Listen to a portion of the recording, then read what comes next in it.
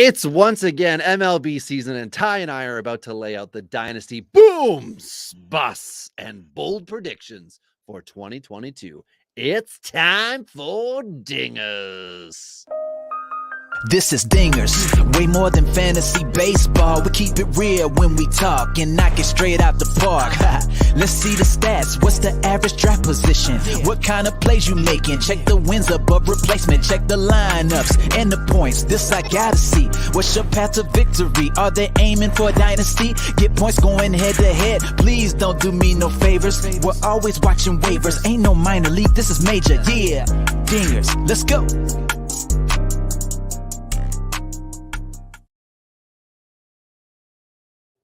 Welcome to Dingers, the only fantasy baseball podcast for smart people. It's not just Mickey Moniak that wins you championships. That's why we we're delivering tips and strategies to help you live that straight up OG lifestyle. Tyler Childs joined as usual by Robbie Baseball from the Murder Room. What's up, Robbie?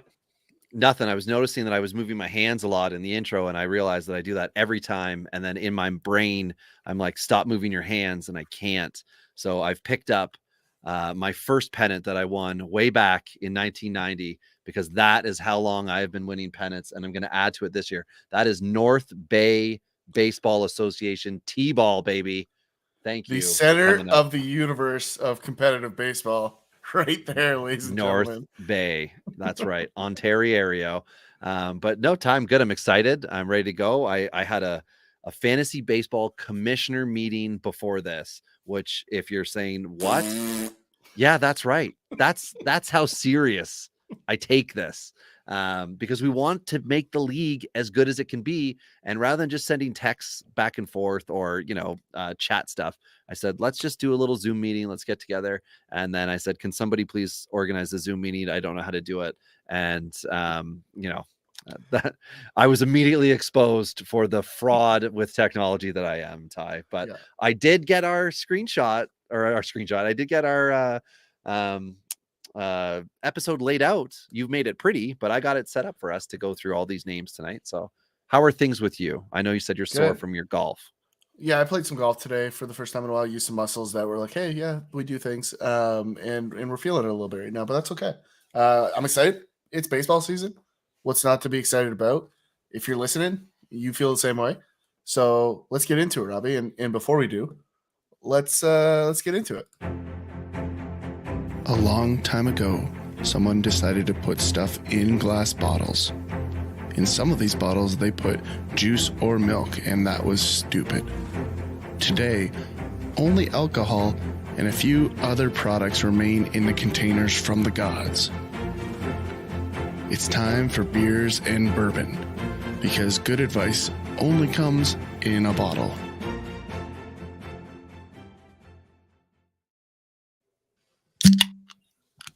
Boom. Game on. I am having one of my famous Busch Light Tall Boys, courtesy of the Home League draft. Nice.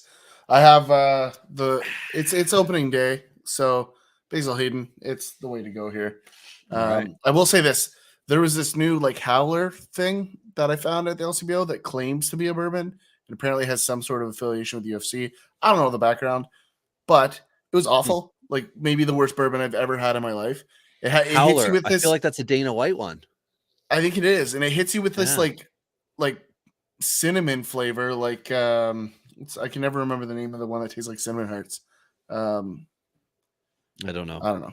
Anyway, people will know what it is. Insert the right alcohol that we're talking about. But anyway, it hits you with that, and then it kind of, by the time you're done the first sip, you're like, that wasn't as bad. And then you drink the next sip, you're like, ugh, and then it's not bad. And it's this real conflicting experience. I don't know how to explain it, but let's just say I will not be getting it again. And anybody that comes over that wants bourbon is going to get that first. It's very much like paying for a UFC fight. There are moments that you're interested and excited for, but at the same time, there's a lot of crap that you got to wade through to get there. So a lot of panning to the crowd for pseudo celebrities. Yes. Look who's in the house. So anyway, let's talk about boom and bust players. We're going to break down by position. You are not going to get the breakdown on each player and why we feel this way. We're just going to state some names because we've got a lot of them. Guys to be interested in, if weary from, invest a lot. And if you got questions, always hit us up on Twitter. You can find Ty at Tourney Boss. You can find the podcast at Dingers Pod, or me at Robbie Baseball 1. So Ty, do you have a bold prediction to kick us off, or should we just go straight to the most important fantasy position? Yeah, I love it. I shout out to Govier, who put together the Palazzo podcast Bozofest this evening. I just on, and I mentioned Mickey Moniak on the intro here. We just finished talking about it on the live stream over there before I jumped on over here.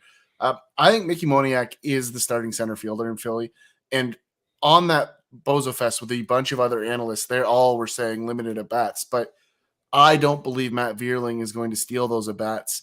I don't think the value is going to be there. I do think they're going to limit Moniak to some extent, but that's my bold take, is that I think Mickey Moniak is the surprise entry into Rookie of the Year conversation.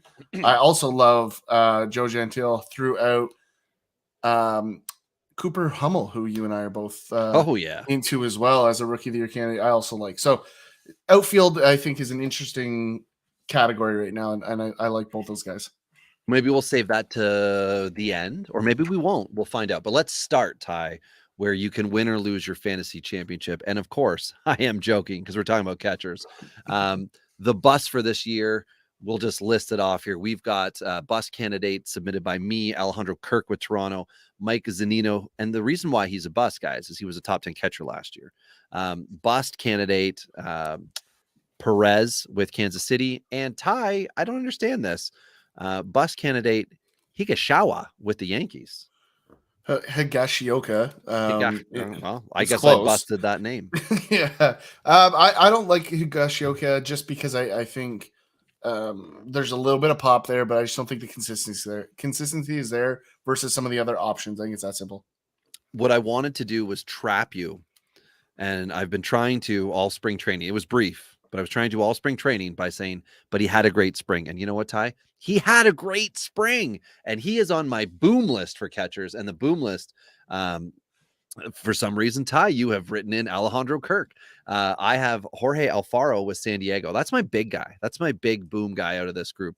And then we have Kyber Ruiz with Washington, who, as the offseason progressed, everybody kind of picked up the idea of, oh, he's a high average hitting catcher, and he could be in a good lineup in Washington. Well, Washington's lineup got better this offseason, so it's an even better situation for him. And the other guy is Mitch Garver with Texas. And the reason that I have Mitch Garver on here, not just because I have to go to the grave with Garver now, but I do like the pop in the lineup. And Ty, you accidentally talked him up this offseason and how he is going to fit well in that Rangers lineup. So there you go. But we've got Kirk on both lists. So what do you feel positively about Kirk? I think he's just a natural born hitter. Like, it just comes down to whether he can get enough games in the at-bats that are required to be a boom candidate. I think it's the only thing stopping him from being a productive and likely top 10, very possible top 5 catcher is at-bats. Okay, and my personal feeling with Kirk is it's super simple. I think everyone is just so excited for him, and this is, I think, the second full season that people have been so excited that I think it's going to be too much, and people are forgetting about the struggle for at bats and how Toronto just doesn't seem to put catchers in the best position. Danny Jansen got a lot of at bats last year when he was terrible because they prioritize catching the ball, and Kirk is not known to be that great guy. One big asterisk on that, though, is that unlike Jansen, when Jansen's not defensively in the game, he's on the bench. When Kirk's not in defensively, he's going to have DH at bats. So to me, that's where he has that chance to reach the boom status. Whereas I think a lot of people are saying he's just a DH. I don't think people really realize that he's actually quite a good defensive catcher. The only thing that Jansen has over him is the arm. They would not have traded McGuire, right? They would not have traded Reese McGuire if they didn't think Kirk could actually be their backup. So because they got Zach Collins, who either has been, or by the time you're listening to this, will have been sent down because he had options left. Meanwhile, Reese will be shaking it out with his White Sox in Chicago. You get the idea. On to the first baseman, the bus. Candidates, we've got Rizzo back with the Yankees. We've got Brandon Belt with San Francisco. We've got, is it Lau with Texas or Lowe with Texas? I can't Well, do it. it's low, I believe. I Low can't with keep track of it Texas. anymore either. Like somebody Yeah. just needs to pull the Giancarlo Stanton. Like Yeah, just pick a think different yeah, name. Like but just make last it easy name. on us. Last Yeah. name. They need yeah, Or and just get married and do the very 2022 thing and take yeah. hyphenate it. Yeah. Yeah, that's even better. No, it's hyphenated, still keeps it. You need to take your Although wife's name. Take your wife's yeah, name. but then if you're Texas, you might get traded to, Iser, the falafel guy. Oh, yeah, I Um, wouldn't like that. And yeah, he's now a Yankee, right? yeah, He's yeah, had himself in an active offseason. And the final bus candidate, which Ty, I'm assuming this is just a mistake, Bobby Bradley. I yeah. don't understand. Two things there. Like, I did it mainly to get a rise out of you, which Yeah, success. I am upset. The other element though is that I just don't think the realities have set in for what Bobby Bradley is. If you get into what he did last year, he did have a very productive first month in the bigs. So his June stat line: 8 home runs, 17 RBIs, 7 walks to 21 strikeouts, which for him's not bad. That's the true outcome Yeah, expectation there. Bobby OPS of Bradley 950. baseball. Yeah, OPS of 954. All intents and purposes, a very acceptable month of baseball from a young left-handed bat. Then July set in. 143 batting average, 630 OPS. Not as exciting. Just 3 home runs, reasonable 11 walks, 34 strikeouts, heading in the bad direction, but acceptable when the pop is there. Then August. August is the month that had a small sample, just 29 at bats. And this is really the big red flag for me. 276 batting average bumped his overall numbers, but the bat BIP was 389. So that's one of the big red flags for me. The K rate, and then he finished the season with the final month of 82 at bats, a 195 batting average. So I think he just turned back into a pumpkin. The power's there. Now, if I'm in a deep league and I want a left-handed bat that's going to give me multi-position, I don't hate that. I like that as a use case for Bobby Bradley. Okay, I'll leave it there because he also happens to be on the boom list. But the other guy that I on the bus list I wanted to mention was Brandon Belt, and a lot of that has to do with the crowded nature of San Francisco's first base area. And I know he took the qualifying offer and got himself 18 million, but it should not have come to that. It's unfortunate. It should not have come to that. He was having a great 2021. I think that was peak Brandon Belt. I don't think we're going to be able to come back and bank on that this coming year. And that's why he's a bust candidate. It's not that he's going to be terrible. It's not that he's going to, be the 45th ranked first baseman. I just don't think that we're going to get to see a top 15-ish guy.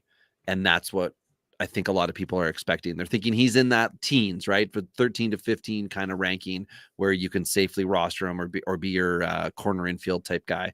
So, but on the boom list, Ty, we've got Matt Olson with Atlanta. Well, that's interesting.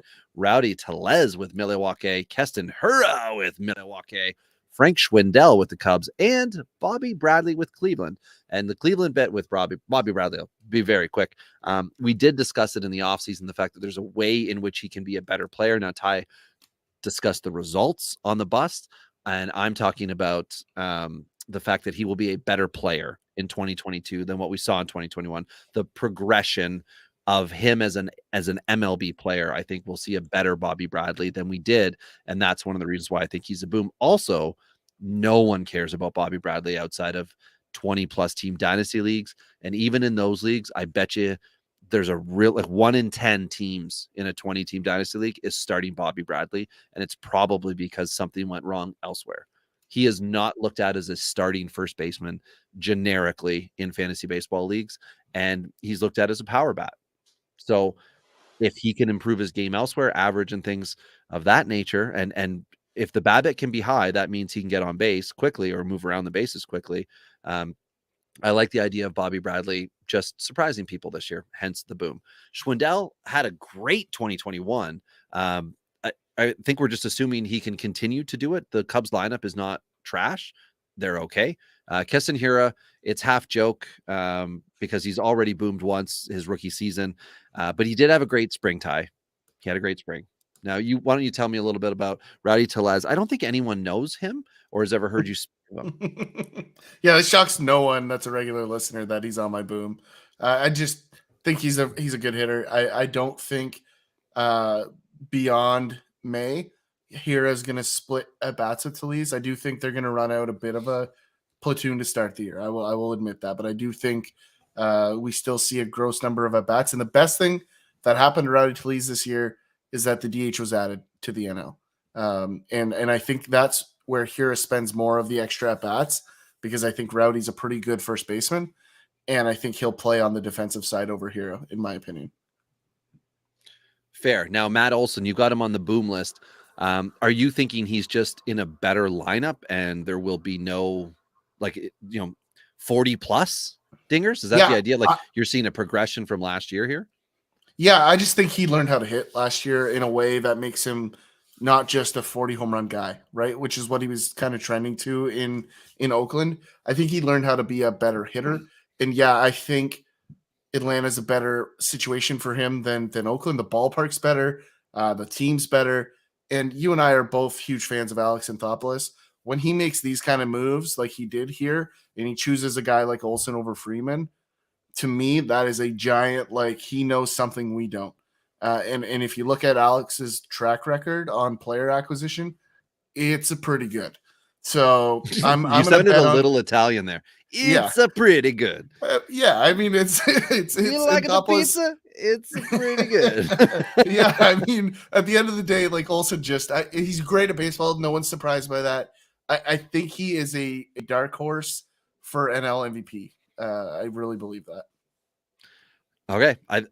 I mean, who can say no from the lineup he went to the lineup he's going to, that he doesn't have potential, especially runs, right? He's going to have a lineup behind him to bring him in. All right. Second base bust candidates, Biggio with Toronto, Max Muncy with the Dodgers. What's the first name? Marte. Kettle. Oh man.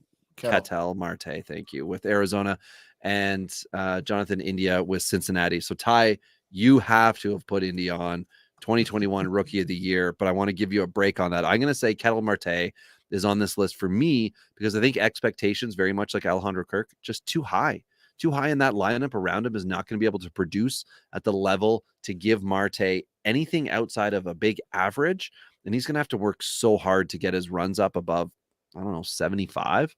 There's guys there are guys that we've talked about who could help out in Arizona, but they're not going to be side by side with Marte, and they probably could be 3 or 4 spots away from him in the lineup, especially to start the year. Max Muncy, I think he's just kind of going the wrong way. There's talk about the injury delay, blah, blah, blah. He's coming back. He's going to be fine. He's very much 3 true outcome baseball, a lot of power. But we saw so many strikeouts, very scary with that. And Biggio, we talked a lot about him this offseason. I'm just out on Biggio, so he's a bust to me, and he's a super important part of the Toronto Blue Jay lineup this year, but he's also like the 8 or 9 hitter, but he's still super important to that lineup, and I just don't think he's going to get it done. So what's the deal with India? Why do you not like good things? There's a couple of guys on this list that I'm going to group into this kind of conversation. I think the cost of acquiring India, I think the cost of drafting him is just too high for what you're going to get in the sophomore I agree season, with that. right? Yeah. Like that's kind of where I'm coming at it from. Like I do think he's not going to hurt you. He's not going to kill you. I don't think he's going to fall off a cliff like Biggio did. I think he's going to have a down season by expectation standards, not by traditional growth trajectory. Like we're getting into this world now where people are just forgetting that second seasons traditionally, with the exception of superstars, suck. And I don't think India is quite on the superstar pedestal. I think he can be close to that. I just don't think he's that guy.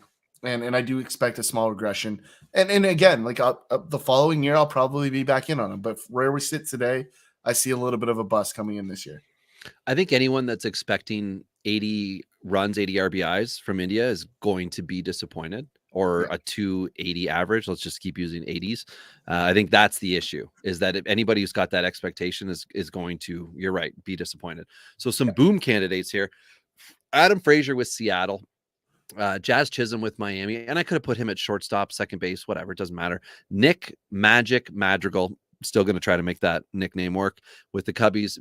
Ty accidentally cut and pasted Biggio down here in the boom, and then we've got Gene Segura with Philly and Gleyber Torres with the Yankees. So Frazier for me, super simple. Just He was so good with the Pirates, high average, and then went to San Diego, had a different role, wasn't there, didn't connect. I think he's going to be okay in Seattle. I think he's going to not be the amazing monster that he was from the batting average side with Pittsburgh, but I think he's going to have more stats. He's going to have more RBIs. He's going to have more runs because it's a deep lineup.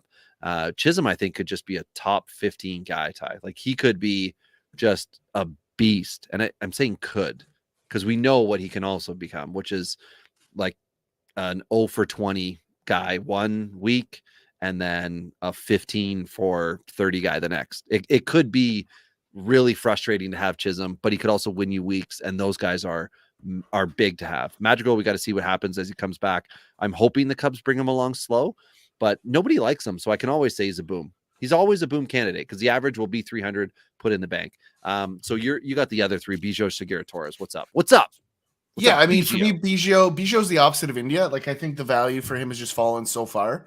He's a cheap because he's going to play for this team this year, Ty. The Buffalo Bisons, who started their season. And did you even? Sorry, I apologize for interrupting. Did you see who their starting pitcher was for their opening day? Was it Wagisback, your boy? No, I don't even know who the hell it was, but he pitched 6 innings of shutout ball. And I'm like, who is this guy? And I still, right now, I'm not even going to look. I don't know who the hell he is, but I was like, who is he? And I will look in 3 weeks and see if I still care. But it was just, I was so happy to see baseball. And I was like, wait, who started? Because what you just said, Wagsback, I just thought it'd be some like veteran dude who was down there pitching, but it's some other guy. Anyway, please, back on topic. My apologies. That was yesterday, right? Or is that today? That was yesterday. Yeah. Because they lost today. Anthony K got thumped a little bit. So with Chisholm, I mean, I think he's going to face the same thing as India. I think India is a better player than Chisholm. I do think Chisholm has a chance 3 years from now to be a better player than India. I just think he has some catching up to doing. The hit tool is not quite there. I think the rest of the assets are there. I think it's the hit tool that has to play catch up. So I like him as a bit of a post-hype guy in the making. I don't love him at the moment. And I think that's one of the reasons why I think he should be on the bus side of this, which is I think where I have him somewhere else. I have him at the shortstop side on the bus side for that same reason. So, at the end of the day, like, I understand the boom potential, but I think he's on the bus side of this, to be honest. Okay. And then Segura, I mean, for me, is exactly the same as Biggio, just way, way, way undervalued. And really, he's going to get reasonable at bats. He's going to score your runs. And I think he's going to get you 20 home runs. Like in that lineup, like, he's going to see a lot of fastballs because they don't want to pitch to the other guys that are around him. I really strongly believe that. And if Madrigal fits the potential that, we're starting to see from him, then that turning that lineup over is even better. And Segura is probably going to be the top guy there. And that makes him really valuable. The last guy is Torres. Again, grossly undervalued. We've talked about this in previous episodes, Robbie. The final 30, 45 days of Torres' season last year were surprisingly productive, and people have turned a blind eye to that because of things that happened 2 years ago with Gleyber Torres. So I like him as a rebound candidate in a very big way, playing second base, even though he's going to carry shortstop and second, in every format within 2 weeks. Okay, so Ty, the opening day starter for the Bisons, just to go right back down this rabbit hole, Nick Algier, 26-year-old lefty, drafted in the 12th round in 18, and he had like a tiny little cup of coffee with Toronto last year. So yeah, he went 6 shutout innings. And if you watch spring like I did, he pitched a lot and held his own against some good teams. So I don't know why they did it.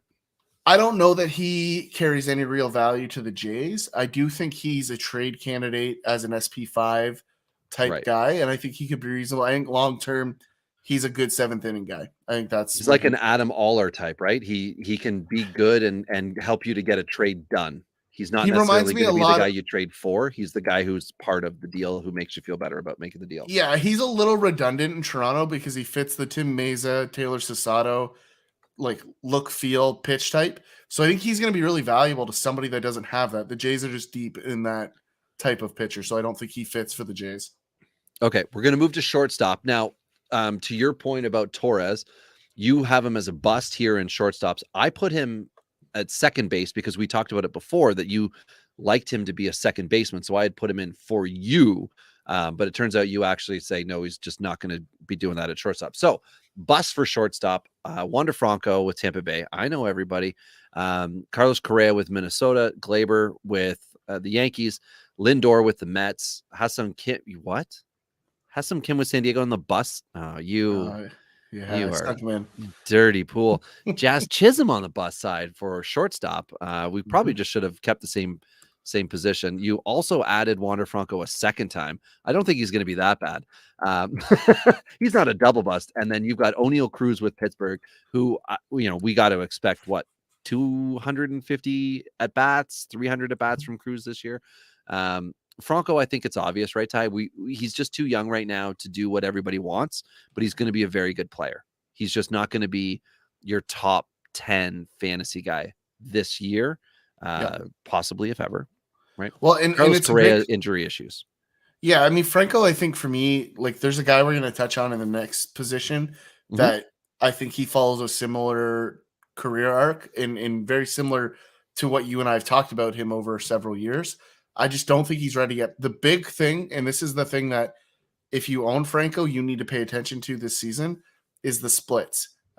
He has very good right-handed splits, but his left-handed side isn't very impressive. So you need to pay attention to that, and you need to see if he starts to take right-handed pitching at bats from the right side. That's what I'm looking for with Franco this year. There's no like glaring like Jesse Winker splits, but there's a hint of it could be a problem. Oh, that's interesting. Okay. My Carlos Correa a little bit here is when we talk standard 5x5 or points leagues, one of the things you need out of your best players, which Carlos Correa is supposed to be one of the best players on your fantasy team, as well as the Minnesota Twins, is all category production or 3.5+ points per game. Well, he doesn't steal bases. So you're already only getting a 4 category guy, and the odds of him being able to repeat his 104 runs and 92 RBIs with Minnesota, although I think they'll be good, they will not be that good for him to be at around 200 total counting stats for that. And the 279 average is right on bam for his career. I think that's fine. But again, it's not 295. And then 25 home runs, which is pretty safe to assume. It's not enough to get him into the top 5, top 8 of shortstop, especially once you start to take away some of the run and RBI opportunity. So I just want people to be aware of that. It doesn't mean he's going to suck and be like a bust as in, the 30th ranked guy, but he's not going to be where people expect him. And that's the same thing with Lindor. That's all it is with those guys. So I want to jump in really quick there, Rob, because there is one glaring thing that I think people are missing, and it's something that I harp on probably more than most. He hit 56. No, well, that too. And it's actually part of why I have him on the other side of this fence. I have him on the boom side. And part of the reason for that is that he's going to hit 2 or 3 on this team, right? That's the reality. Whereas he was hitting 5 or 6 in Houston. And so I think your production numbers are going to be better because he's there. And I think he's going to ride the train a little bit behind Buxton, because I do think Buxton's set to have a great year. He just looked like a different player in the spring. As long as he doesn't run into a center field wall, like I always talk about, we should see some games out of Buxton here. But I very much like the ballpark for him. He is a guy that drives balls into the gap. He's not a dead pull hitter. He didn't get to take advantage of that ballpark in Houston because it's just not who he is. I like the big outfield for him in Minnesota. I think it's a huge win for him to land there. I think we'll have to talk about Correa later, because I think there's a good conversation to be had about him, because if he's the number 3 hitter in Minnesota and Fangraphs has it projected as Luis Ariz, who is a soft contact lefty, as the number 4 hitter, makes no sense in an actual MLB lineup. But it's just like lefty righty, which is what it looks like Fangraphs has done. Whoever is doing that lineup tonight must be drunk, because Miguel Sano is the number 5 hitter instead of 4 makes no sense. And then Kepler as the 6 instead of the 5. Like, you push a soft contact guy further back, because what's the point in having Correa get to first and then go into multiple double play outs? if Ariz is hitting the ball low. So anyway, a conversation for another day, possibly with Correa. But you've said your piece on him on the positive side. I've said mine on the negative.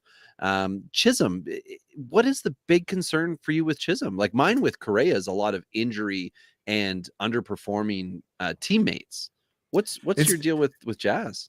Hit tool. It's that simple. I just don't think he makes enough contact. Like when he does good things. And when he's on base, he does good things. Like there's lots there. That team's getting better. I think it's a bit circumstantial for him. I think that team will grow around him. I think he will learn to be a better hitter over the next year or two. And I think when that team's ready to win, Chisholm's going to be a big part of that. And what about O'Neal Cruz? Sorry. Yeah, for me, it's just too much boom and bust there. I really think it's going to be less at bats than what people want it to be. I think that's the first part. He's for sure overdrafted after some monster bombs in the spring. The reality is Pittsburgh has zero motivation to get him up earlier than necessary. They have infield depth. So there's just not a lot of reasons to move Cruz. Instead, what they should do is play he needs to get better at defense. He needs to make more contact. And I think that's the rhetoric you'll hear from that front office over the next couple months. And I think that's a big reason why I'm ready to leave him in a bust category. Well, and they did promote Diego Castillo, who was a second baseman that they got via trade with the Yankees last year. At the same time, they got Hoy Park, who I believe will also be on their opening day roster. And if not, he's right there on the depth chart. And we talked about it on previous podcasts, so we don't need to get into that. But to your point about blocking. And I believe Castillo hit 5 home runs in the spring. A hell of a spring. He was one of my, whatever the hell I called it on Twitter, player somethings. Flyer of the day. He was a flyer of the day, people. Anyway, so sad that you didn't know that, but also let's keep going. Well, I forgot to do it today. Also, it was a long day at work. Anyway, today's not over. True. I've got 52 minutes and change, and our podcast will be done. Boom candidates at shortstop. Correa, we already discussed with Minnesota. Ramon Urias with Baltimore. Now, Urias could also be third base, but just going to spray the ball around and be a good guy. And we've talked about the fact that Baltimore's offense is going to be better than people think. And that's why he's on the list. I think we got 77 potential. And the boom here is that Urias is going to be on all the radars when the season ends, whereas right now he is off them all. Jose Barria with Cincinnati. He's hurt. He's going to miss the first 6 weeks. And that is the best thing to happen, especially if you are a deep league dynasty guy, because he's not playing. He's also not going on the IR, as far as I know. I have to double check. I believe he is going to be, because he can be optioned to the minors. He's not going to be on an IR, so he's going to be either taking up a bench spot or just sitting in someone's minors. Now's the time to go peck away at him, because he's going to make it happen. He struggled last year at the MLB level. He did really well at AAA. It's just progression. Much like I talked about with Bradley, guys just need exposure and then they need to adjust. It's his time now. Ha-Seong Kim, I think Kim is going to be so much better this year, and I'm putting him in the boom category just because that's what he's going to do with baseballs, make them go boom out of the ballpark in San Diego. And Alberto Mondesi, I just decided that I'm all for it. I'm all for Mondesi. I know he's probably more third base, unless they do with their whatever they're going to do in Kansas City. I just like the idea of saying this guy who was the best player in fantasy in September 2020 can be a boom guy in 2022. It just seems like a simple decision to make. Yeah, no. I'm just no. I slowly came around to him. There are players who I did not like for years and years, who then I got warm to. We also have Mondesi on the list at both shortstop and third base. That's how boom he is. I'm just no for me, but at the same time, we talked about it a couple weeks ago. Like the where you can draft him, I like the upside. Like if you're in a spot where you're like, I don't know who to get, and he's on that board, like he gives you a couple positions that, third especially is fairly shallow, right? Like Mondesi upside at third is significant. And especially if you didn't get a power bat, at second base, right? Because the assumption is if you didn't, you probably got one at shortstop. So it gives you, the Robbie stolen base stack that we saw in the Surf League. We'll get to that in a future episode. But I'm not ready. That was like a mountain I built, a mountain of stolen bases. It was almost unnecessary amount. Like eventually it got to be unnecessary, but I kept doing it.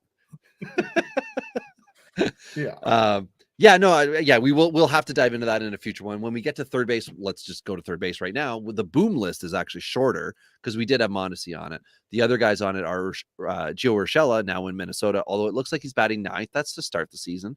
You can earn a higher spot. And Urshela's a good baseball player. We talked about it in the offseason. You've listened. If you're new to the podcast, hi. Gio Urshela will be good for the baseball fantasy baseball players out there. So look at him as maybe a bench guy to have now. Get him early. Abraham Toro, I thought he was going to be good. Before we got into the short spring training, he was very good in spring training. There's talk of moving him around the diamond, which is always scary because everybody wants the next Ben Zobrist, but just having Abraham Toro, who could be at third base one day and second base the next, and maybe, I don't know if it's going to be left field, whatever they're going to do, they're going to find a way to get Toro some at bats. Now, I don't think it's going to be 20 plus a week like we were penciling him in for the bulk of the offseason since the Suarez trade. I think it's going to be kind of 20 max a week, and that might actually play better for him. But as a dynasty owner, as a redraft guy, whatever you're doing, you have to temper your expectations and think 450 at bats, I think, will now be a max instead of like a base to draw from with Toro. And the other guy is Devers, who Ty, you put in here. And we know Devers is good, but you've talked about it before. You think he could even be even better. And you're thinking that's coming right away? Yeah, I just think he's ready to take that leap into the superstar category. And I think production-wise, he's been there. I just don't think he's gotten the recognition that he deserved. He's cut down a little on the strikeouts. He's no longer the defensive liability that he once was. Like he is a star. And I think the reality is he's going a little bit later than he should based on the production, because that Boston lineup is going to be strong. And I think he's going to be the centerpiece of it. And I think he's a boom because as the top tier guys go, he's very underrated at this moment. Okay. And there was talk that he declined a possible extension offer from the Red Sox. That's always good. Yeah. Leave Boston, please. Get out of the AL East. So some bust guys. So bad news. Alec Boehm with Philly. I mean, yeah, writing's on the wall, right? We needed to see things in the spring we didn't see. There's the potential, Bryson Stott, I believe, is breaking camp with the team. And there is 20, or there will be 28 guys permitted this month. There's details that we can get into in some other podcasts about how they can get called up and sent down. It doesn't count against the number of times that they're allowed to go on that roller coaster ride this year. But Boehm is certainly a guy on the bubble in Philly right now, and that sucks. Ty, you've got Toro here. That's a mistake. Patrick Wisdom is on the list with the Cubs, and I think that has more to do with the fact that people got excited because he had, 8 homers in 8 games, something like that. He was approaching the Griffey level, but it's just that after that, he was a third baseman on a Cubs team that wasn't good, and he's going to start this year without the 8 home runs in 8 days, and he's going to have to really earn it, and he's going to have to take a lot of pitches and do a lot of things that I don't know that he's going to do. So I've got him on the bus because I think some people are still expecting like 30 plus bombs. Matt Chapman, I got to be honest, I'm just afraid of the total number of runs, RBIs, and home runs that he has this year, and I am terrified of that average being below 230 and him ending a lot of innings and not keeping rallies going and things like that. So Josh Donaldson, he's also on the list. Donaldson's on all those kind of bust lists because he can't stay healthy. Yeah, Ty, what do you have to say about these guys that I didn't just blurt out right there? I think Chapman's just going to see a lot of good pitches. I think we've talked about this a bunch. With guys without protection, which Chapman didn't really have in Oakland. Like Olsen was there, but he was protecting Olsen instead of the other way around.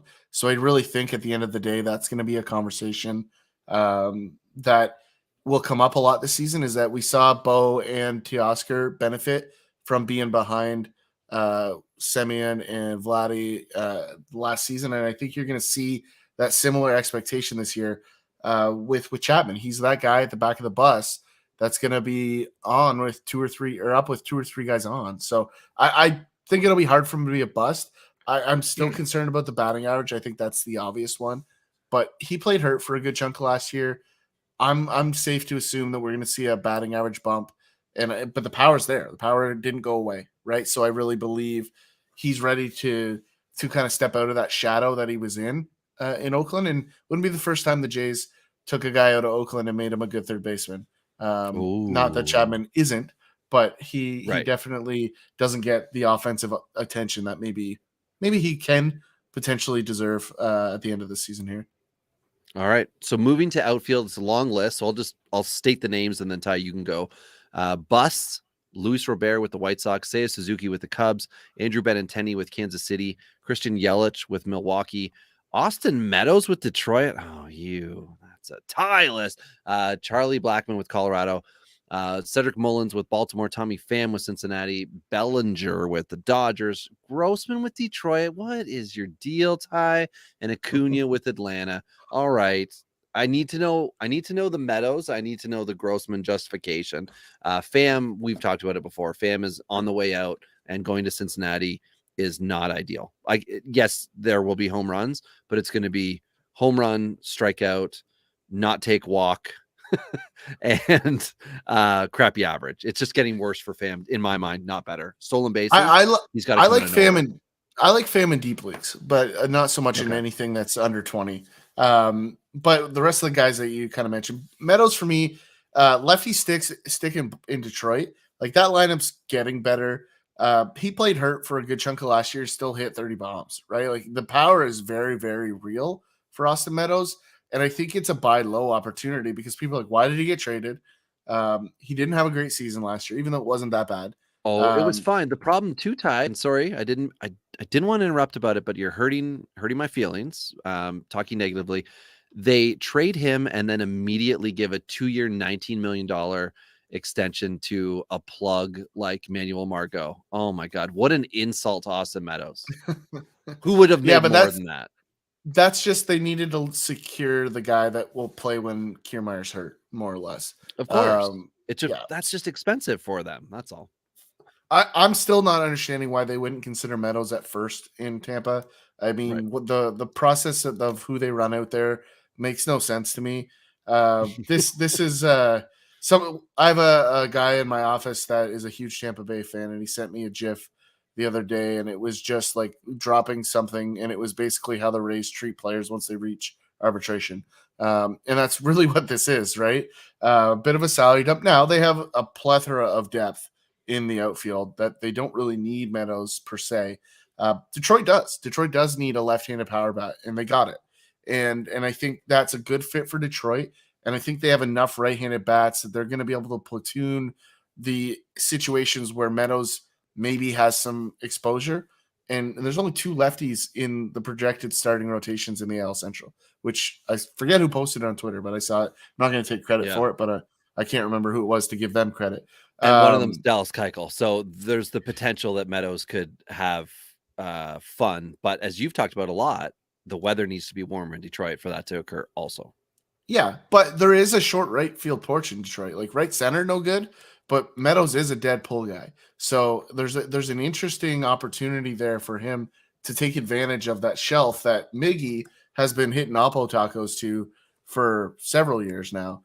I think Meadows has the opportunity to deposit some baseballs out into the fan zone out there in right field. Okay, so Luis Robert, I think it's just a lot of hype, and we need to see what he did when he came back was great. But if he does that again, he's a superstar top 10 guy. I just don't know that that's what's going to happen, but that's how he was treated. Basically, he was drafted and treated in Dynasty like a top 10, top 20 asset. Seiya Suzuki, I've got him on the bus list because, I mean, Ty, we saw someone who has spent 36 actual US dollars in currency just to have him on their roster. In another league, we saw the one and only Michael Govier put 20+% of his available cap towards Seiya Suzuki. So in a $212 million league, he was walking into the season with $80 million left over. And he looked around to see, like, what's the next highest person's, like, what do they have in available cap? And somebody had 49 million.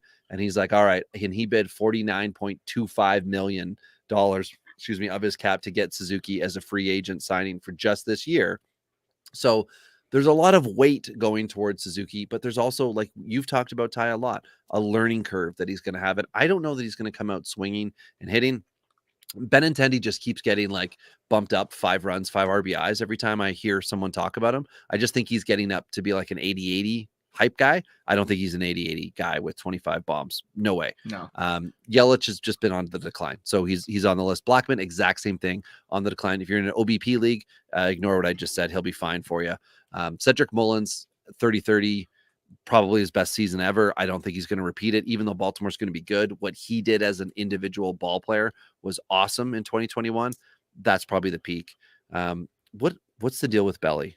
Are you as afraid as so many others are? Like, yeah, it's top 20 guy or 800th, right? Like, is there an in between? You think? I think there's definitely hitter? Yeah, I think there's definitely an in between. I don't know that it's 260. Like I think the reality that I think a lot of people would be happy with is 240 with a pile of home runs. Yeah. The issue that he's going to continue to have is the Chris Davis hole in his Absolutely. swing, right? Like it's there, it's obvious, everyone tackles it, and he just doesn't protect it. He did, hit a very important home run in the 2020 playoffs on a ball up and in. But I think there's major concerns with Belly. Like I'm actually shocked that they traded Pollock, to be 100% honest with you. I did not see that coming. I didn't think that was a great move for them. But they have some guys coming. Like they have a guy named Andy Pages coming to give them some depth. Like there's guys in that organization. Outman as well. That is another potential 2020 guy, Ty. I know you're like, stop it with the names. Dalton Kelly did not make Oakland's opening day roster, everybody. I get it. But you know what? Neither did Eric Thames. So they took Jed Lowry for some reason. So come July, there may be some swift changes in Oakland. And that's where some of these guys might come from. Outman, a possible dude like that, because they are, 26, 27-year-old guys. I think Outman's 24, though. So he's on the younger side. But Bellinger's just, he's scary. Scary if you have him, right? Yeah, if you own him in Dynasty roster and whatever, you are probably afraid. So what's the deal with Grossman? Do you just not think he's going to be able to get the walks? Like that was his big thing last year. Everything but average, and 230-something average last year. I just think he benefited from a good full season of at-bats. And much like the rest of his career, I think he's going to regress on the at-bat total this year. And if you look at what can happen in Detroit potentially this year, like obviously injury can change all this, but we're assuming Badu's in there every day. We're assuming when Riley Green's healthy, he's going to be in there every day, right? And so the at-bats for Grossman start to go away if Victor Reyes starts to have some good bats, if Robert Campos puts some pressure on the Tigers to bring him up, right? There's things that can happen here in the Tigers organization, and I don't know that Grossman is going to repeat what he did last year because I think he's also going to be in a different spot in that lineup. So I think that's the other piece of the puzzle. We don't really know exactly where they're going to slot Grossman just yet, but that's my big concern is that the ABs aren't consistent and the lineup construction isn't known yet. So I'm very scared if he's not in that one spot where he spent most of last year. And Acuna, you penciled him in on the bust list. What's that? Is that just delayed start to the season? I've said this to you before. Like, I mean, for me, it's the strikeout numbers are always offset by his stolen bases. And after the ACL, like, I'm sorry, if you think Acuna is going to come back out and steal 30, 40 bases, you're going to be really upset. And so in terms of most formats, now, if you don't have any consideration for strikeouts as a negative, it kind of negates the position. I don't play in too many of those leagues, Robbie. So for me, Acuna is a bust in a lot of formats, strictly on the fact that he's going to be like a first rounder, no questions. Okay. And I think with strikeouts as a negative in most formats, I think he just has to get moved back because he lost the stolen bases. I think it's that simple.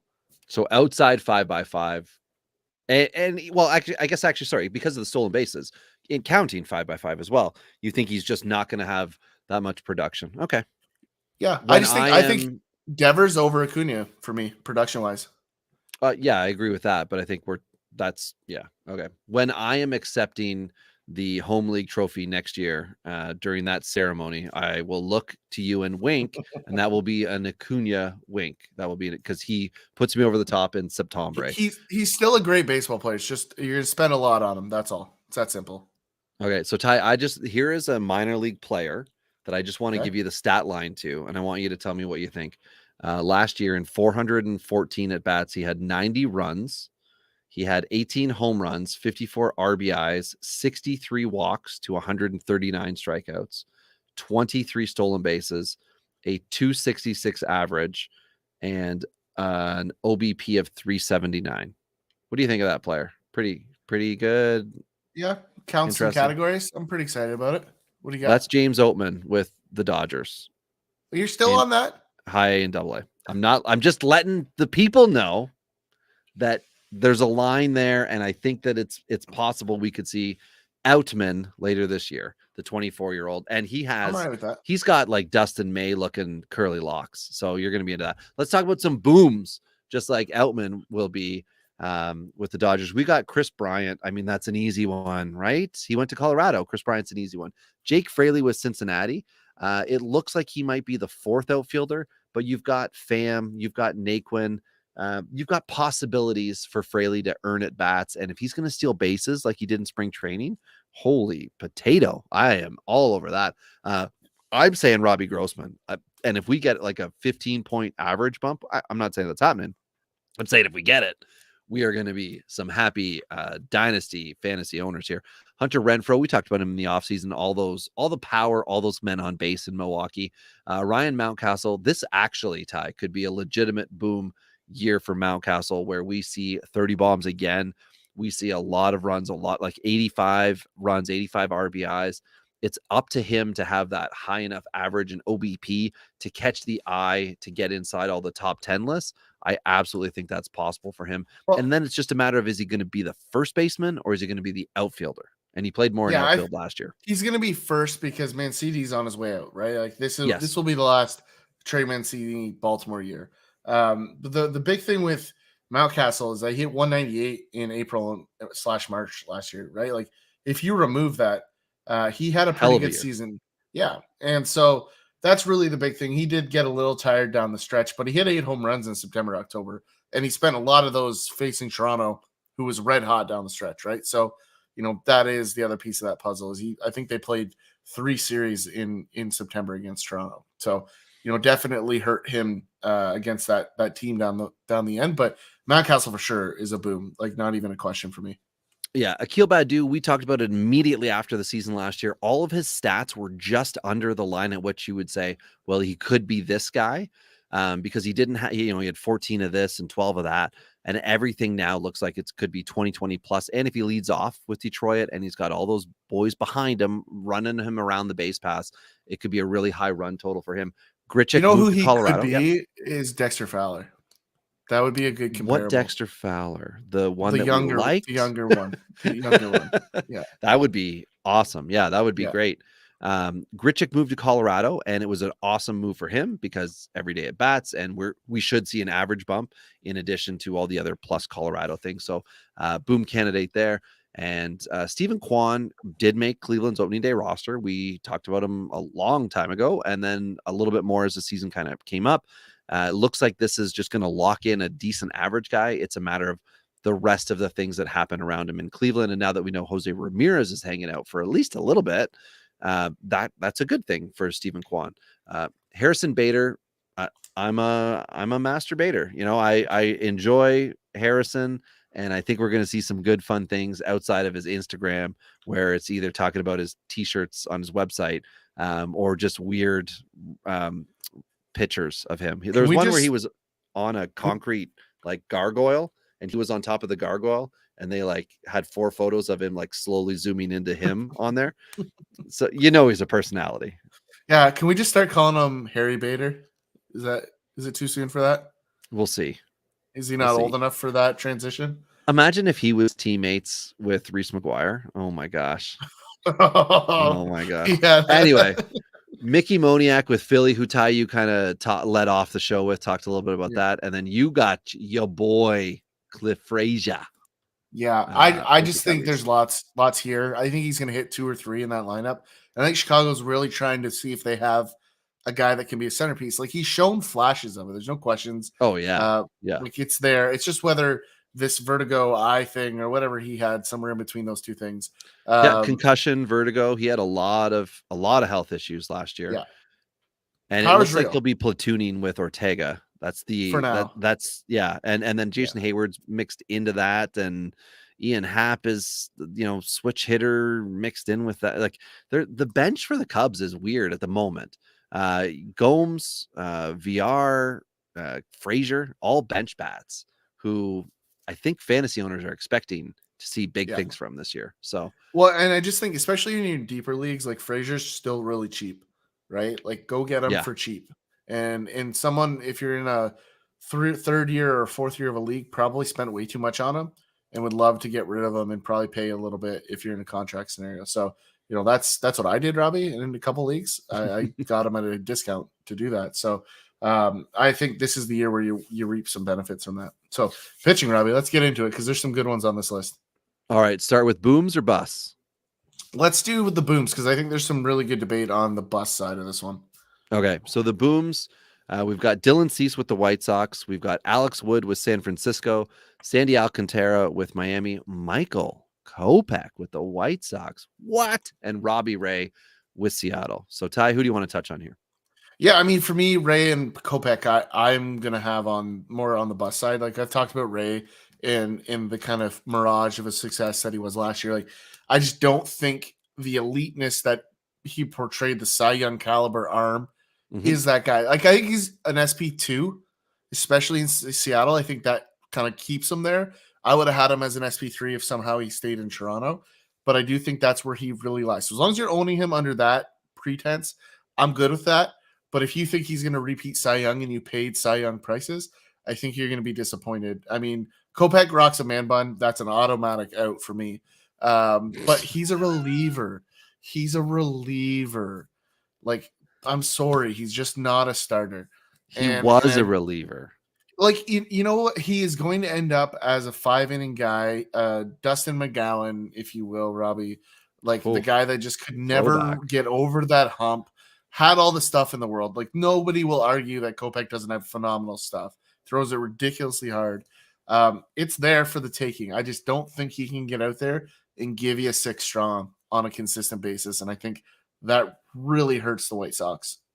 And that's why I put him on the list because I think he's going to end up getting a few weak contact outs every start to get him to that quality start line, get him to the 6th and then through the 6th. Now, whether he goes beyond or not, I'm not willing to say that because I think we're going to see a lot of J Happ nibble crap at 2 strikes, trying to get the strikeout instead of inducing weak contact. But that's up to Kopech, the catcher, Yasmani Grandal, and that is also up to the manager as to what they want to see him do. And I'm just banking on Kopech doing what everyone thought he would be doing 4 years ago, finally getting to that point now. Sandy Alcantara, I think we can agree. Last point really quick on Kopech. My big concern is this. So fastball 64% of the time, slider 29.6 last year. So leaving 3.5 and 2.6 for his other 2 pitches. That's not a starter repertoire. But he wasn't starting. I agree. Like we're going to see a little bit more of those 2 pitches, but it's still like even if there's a bump up there, people ripped those pitches. So like and that's why he's on your bust list. Correct. He's on my boom. And we will see. We'll see at season ends. Yeah. We'll see at season end. Alcantara, we just know he's good. Everybody's finally caught on. He's going to continue. Alex Wood had a good year last year, as we've talked about on previous podcasts. I think he just continues it. And Dylan Cease, I think this is a great pick, Ty.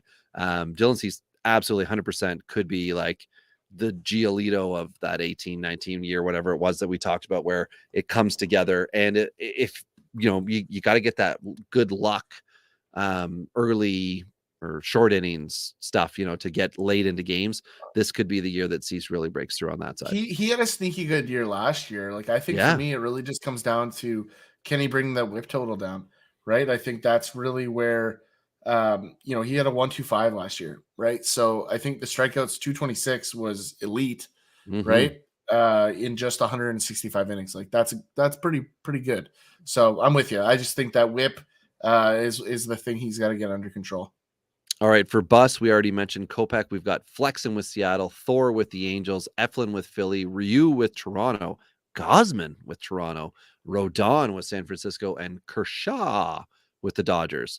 I put Kershaw on the list. I put him on because that's what he does every year. He busts. He's good. We like him, but then he doesn't pitch for a bit.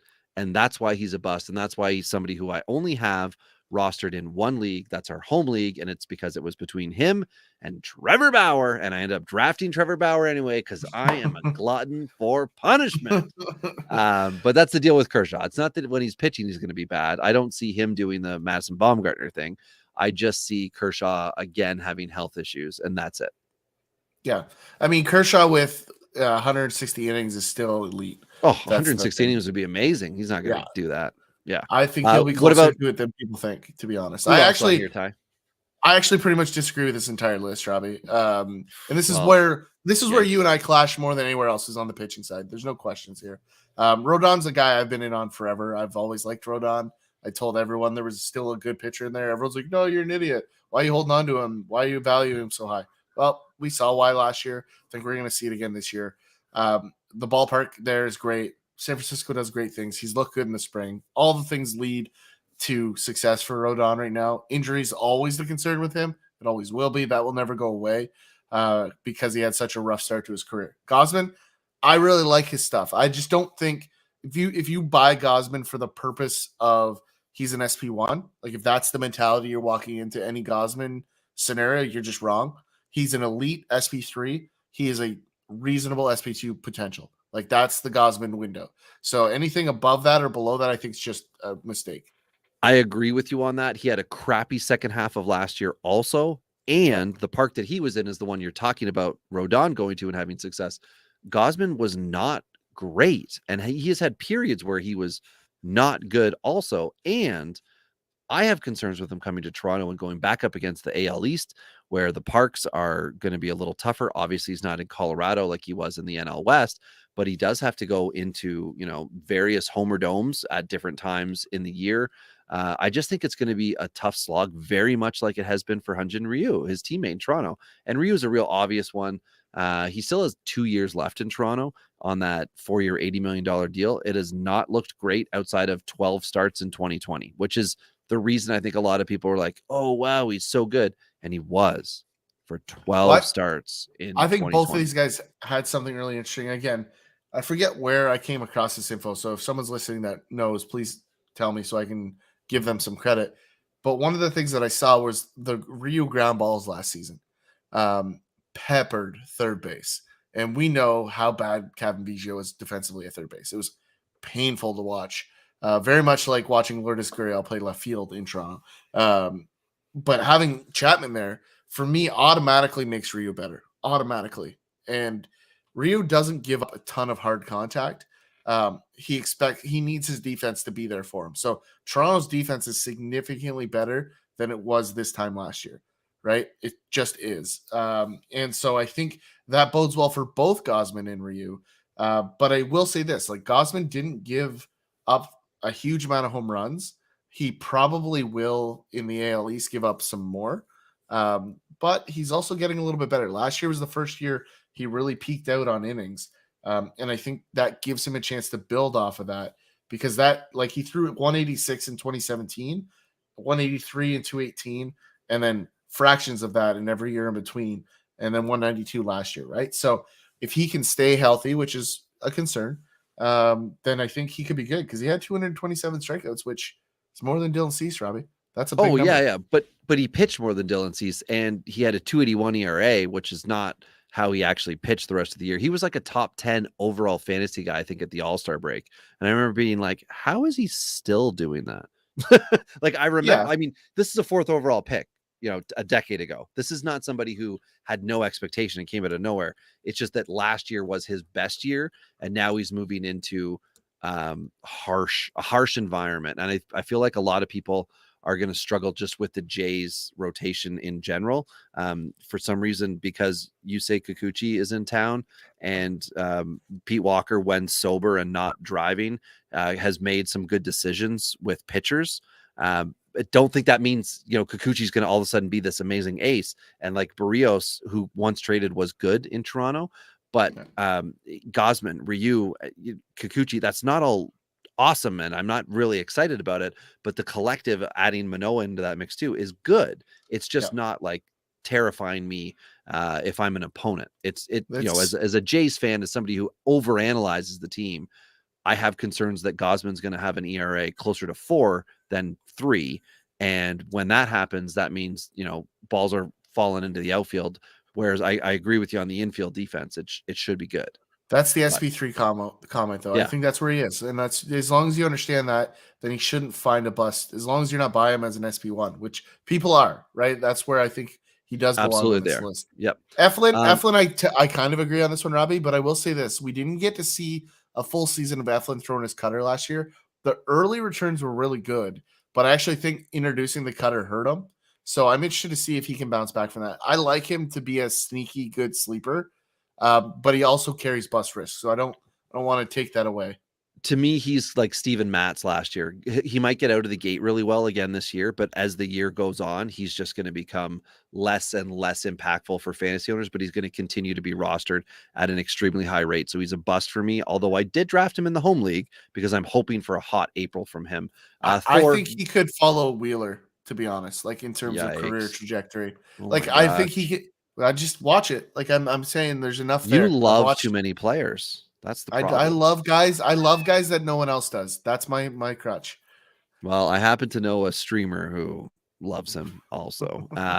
Thor, we know the deal with Thor, right? We're always one pitch away.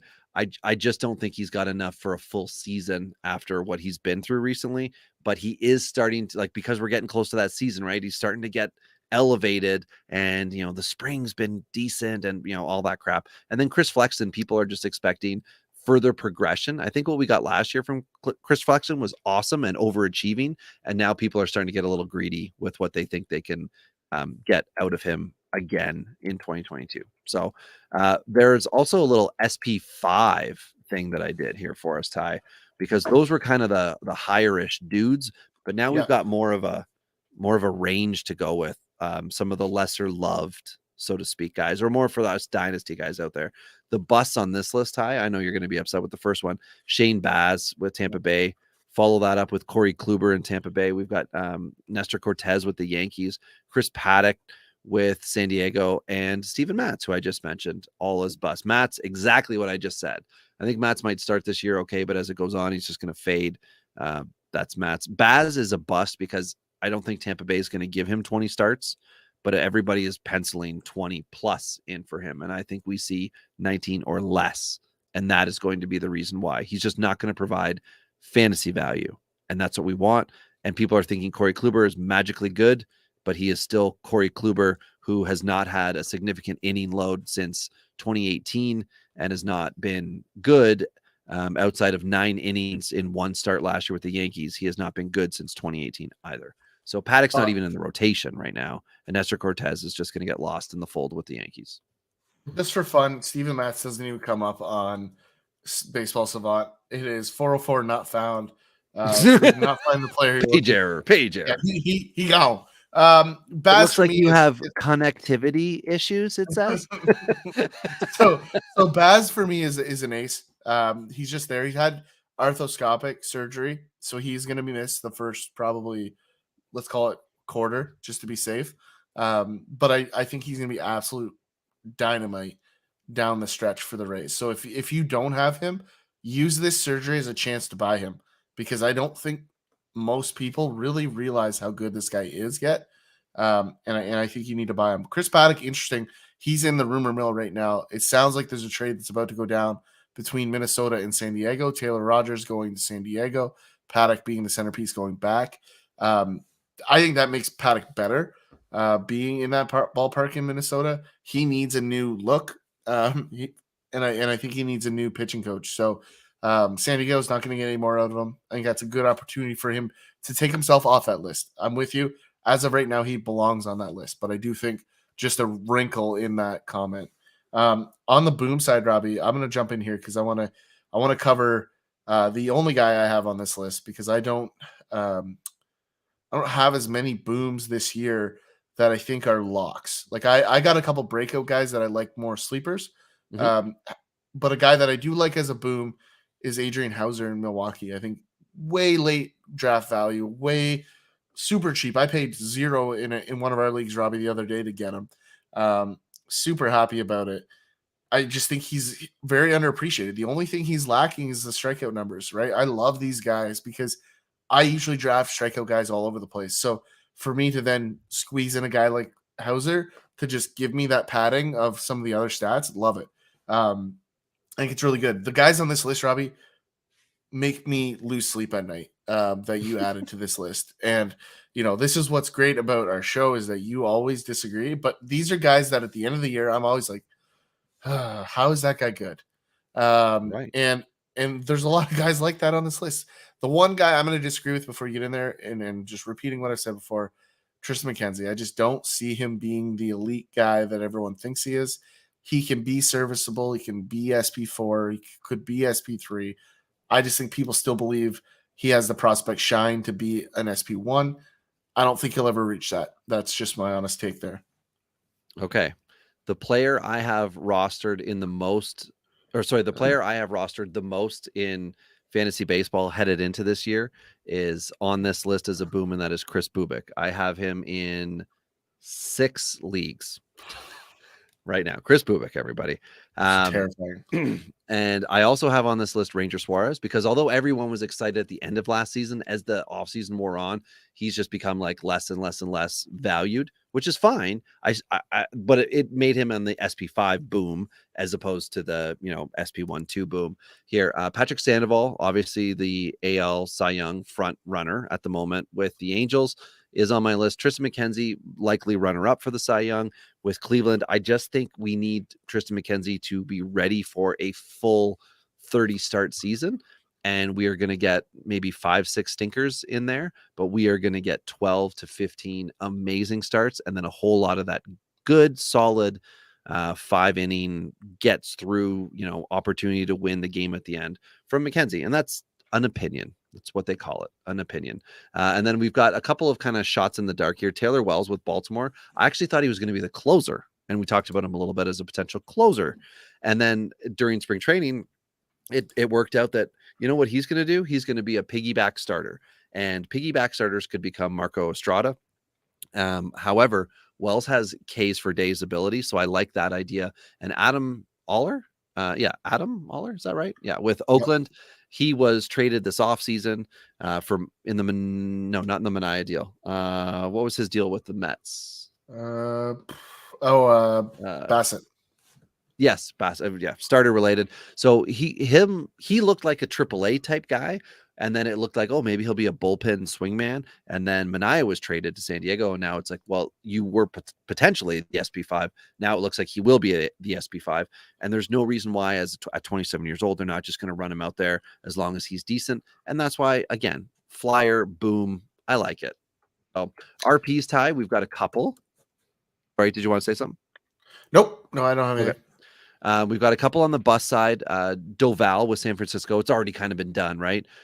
Jake McGee looks like he's going to get the start. So Doval's value as a save guy in your save leagues has gone down. Doesn't mean that won't reverse, mid-season or something like that. We've got Art Warren with Cincinnati. It's just like, it's all kinds of dangerous to have a Cincinnati closer on a team that I just don't know. Look at that rotation and tell me you're excited for him to have close opportunities. Also, let's just go back here and remember how good the closers and relievers were going to be last year. Absolutely. We're here, repeating history here. 9 of them, I think, had 30 or more saves. That's limited. Like, I'm not saying that's a good thing. I'm saying that's how few. You got Dinelson Lamet, who is now potentially getting save opportunities in San Diego. I can't see this going well. I just can't. And then let's go to Philly. I don't care who you want to throw out there, Corey Knebel or Brad Hand. It's not going to end well. Like, there's got to be somebody they can find. Philly had somebody, Connor Brogdon. Not that he's a high K guy. They just need an out guy. So if Brad Hand or Knebel aren't out guys, they're going to need to find one somewhere within that bullpen. I don't know what they're going to do. Jojo Romero, whatever it's going to be.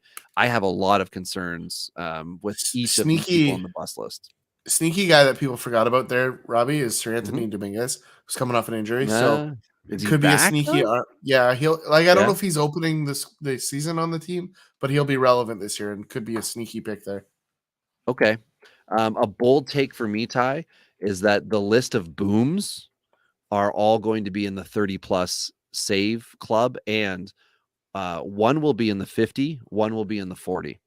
And we've got Edwin Diaz in the save column with the Mets. I think he's a potential 50-plus save guy here, and we need healthy DeGrom, of course, for him to get more of those opportunities.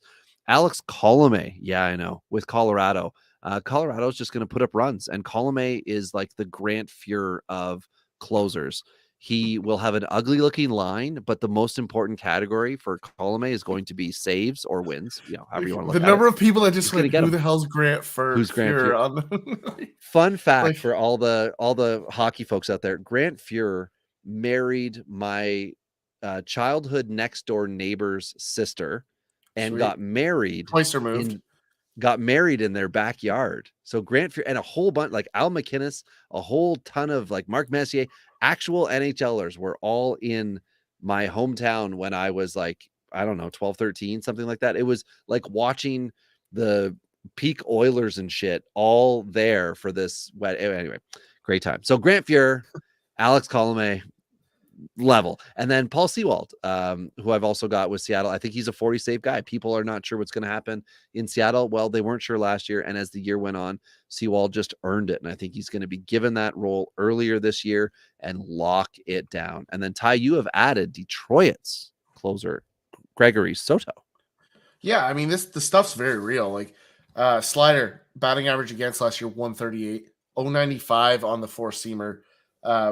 And he throws a sinker at an average speed of 98.2. So that's Yeah, good. it's fast. Yeah, that's good. And so they hit 265 against that last year, right? So what I will say is that with the addition of Baez on that infield, I think it makes him a little bit better. If Torkelson's playing third base, I think it makes him a little bit better. I just think defensively they got better this offseason. So I think at the end of the day, we're going to see a better like batting average against that pitch, which is really where he got beat up.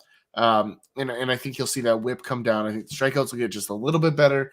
I think he'll give up just a little less hits, and I think he'll give up just a little less walks. So I think by the time you're said and done, we're talking sub-3 ERA. I think we're going to flirt with 30 saves. I think we could flirt with 35 if Detroit overachieves. I think that's a possibility. Okay. Sorry, I was just reading right here that Lodolo is traveling with Cincinnati, will be on the bench, but will not be added to the 40-man roster yet. Until April 13th. He's going to start the April 13th game. So they're going to try to find a way to have someone get injured.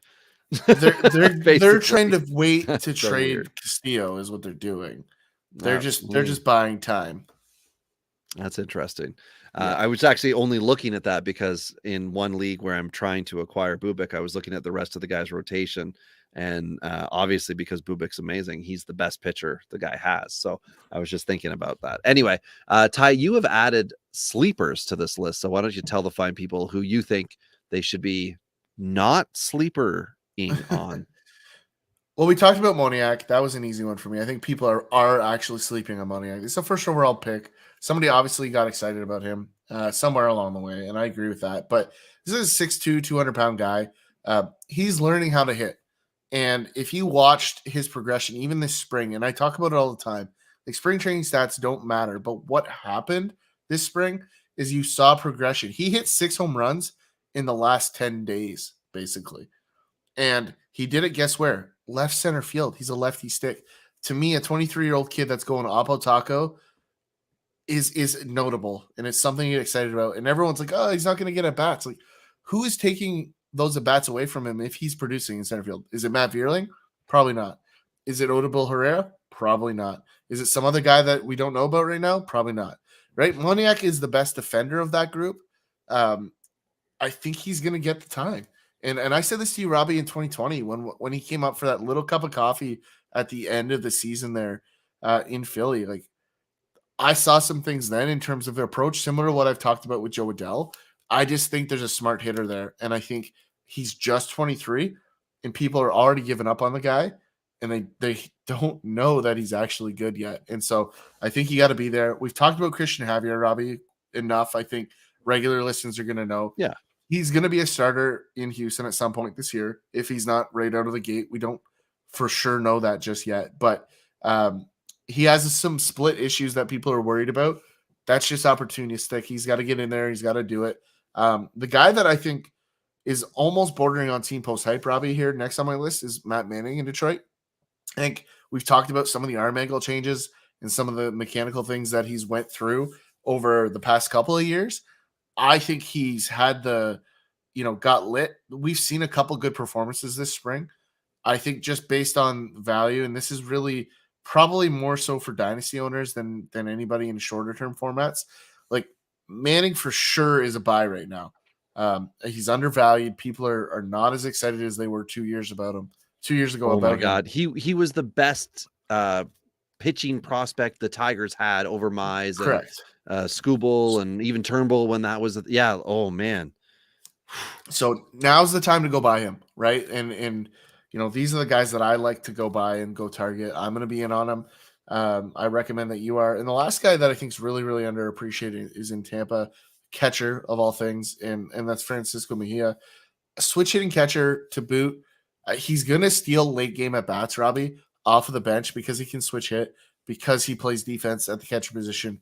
Like there's going to be a ton of things that get him extra at bats when he's not playing. But I do believe we're going to see Zunino take that I'm getting old step this year. Like I think that's the reality. He had the big All-Star year. He accomplished a goal. And I think that's the beginning of the end for an old catcher. So for me, Mejia is the guy that's going to be there for now. And I think it'll be really, really interesting to see where he goes after this. And Robbie, you're adding a late addition to the sleeper list. I am, and I was just staring at it. I'm like, do I want to put it in or not? And you know what? I'm a crazy mofo, and I'm going to put it in. Yona Doan has made the Nationals opening day roster. He is a 23-year-old pitcher. He is rostered in only 10% of Fantrax leagues, and we know that's the home for the best dynasty baseball. Only starting in 2% of those. So even those people like myself who have Yona Doan are not yet willing to put him into a starting lineup. But he came up last year, had one decent start. I love that I have 3 shares of him. That's just so funny. Is it pronounced Yon Adone? Because if so, that's why wouldn't it? Yeah, why wouldn't it be? That's a phenomenal name. So with the Nats, I think he's SP5 this year. He doesn't have AAA, AA experience, like, heavy amounts of it to boot. So this is total flyer, but this is where you can get some of those guys who just do what they do. They don't worry as much about the competition. They just throw what they throw. And I mean, if you're looking for a guy, that's a name that's absolutely going to be out there. And even if he is rostered and you have to contact whoever has him, it's not going to be a real hard conversation. If you're, I don't know what you'd be looking to give up, but if you're just trying to find a filler that you think can actually stick, the Nationals are the team, because we talked about it before with Taylor Rogers, Rogers. What was the name? Whatever the Rogers was with Washington. He was a potential guy to come up. They've got Paulo Espino. No, is that the right one? They've got like a 34-year-old guy out there.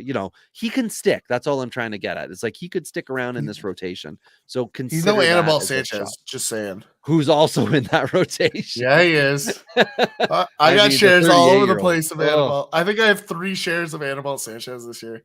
Oh, fascinating. But anyway, that's it. That's a huge list. So what else were we going to do? Bold predictions. So I'm boldly predicting the Los Angeles Angels are in the World Series tie, and I am boldly predicting that they will be facing off against, well, I was going to say Colorado as a joke, but I don't want to do that. I don't want to do that. I think they will be facing off against a very formidable foe. It could be the St. Louis Cardinals. Yeah, I really like LA in the AL West. I just think their pitching isn't ready to win in the playoffs. I think it's that simple. I think they need at least another year to build up the arms before they're ready to compete down the stretch. But I like everything about them in the regular season. My bold prediction is this is a tough one. I think for me, I think it's going to be that Colorado finishes with 82 wins. And I think that will shock people. It's funny because I was just thinking how they're very much like a Baltimore, but they have so much more upside because of the fact that they can offset the pitching error, not the pitching issues. Baltimore has such a horrible rotation to look at it that you can't. And their bullpen's worse. And they made it worse this week with the trade. Yeah, they did. They made it considerably. And for fantasy owners, it looks like Jorge Lopez? Yes, Jorge Lopez might be in line for closes. And don't you know who has him in our Real Money Dynasty League at the League Mint for 2 more years? That's me, baby. That's me. Anyway. He also could give up a ton of home runs. 100%. Yeah, DFA'd but mid-month. But either way, it's just exciting to be getting geared up finally for baseball.